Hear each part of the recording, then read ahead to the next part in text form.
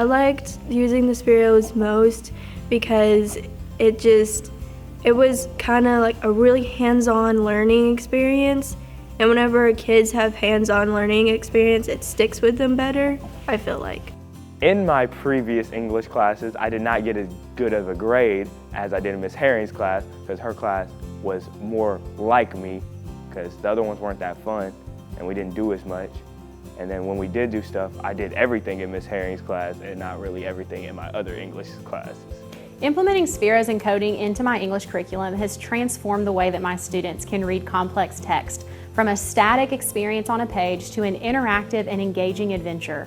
The Spiros provide an active way for students to emotionally connect with the text, analyze characters, and recreate pieces of the plot. It takes a complex text and makes it come to life for students. With the Adventures of Huckleberry Finn, students built programs using the Spiro Spark app to represent a character's actions and emotions.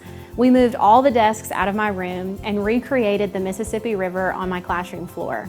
It was incredible to see the way they really thought deeply about a particular character's emotions and motivations within a plot. With Beowulf, students recreated the battles between the hero and his three monsters. Not only did they have to consider one character when writing their code, but they also had to think about the interactions of characters and collaborate to make two different programs align in order to make the Spiros interact with each other.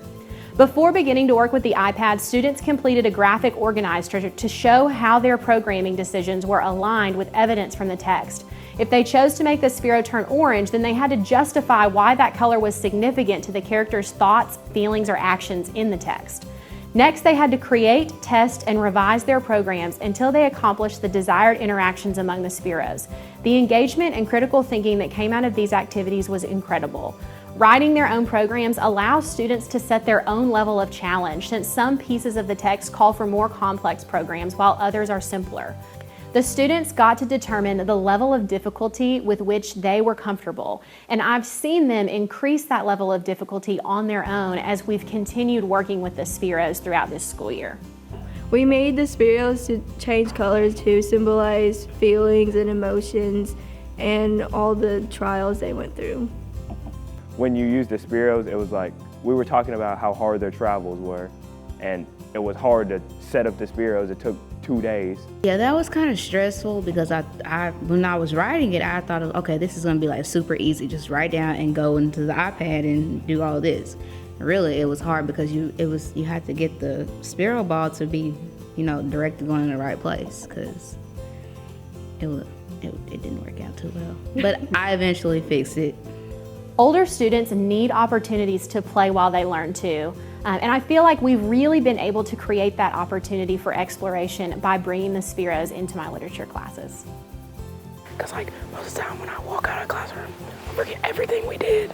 But with the Spiros, I remember a lot from Miss Herring's class because we did a lot with the Spiros. With the Spiros, I would remember more. And it would change the setting of the class instead of this dull, boring moment. And I'd be more excited to go into that class.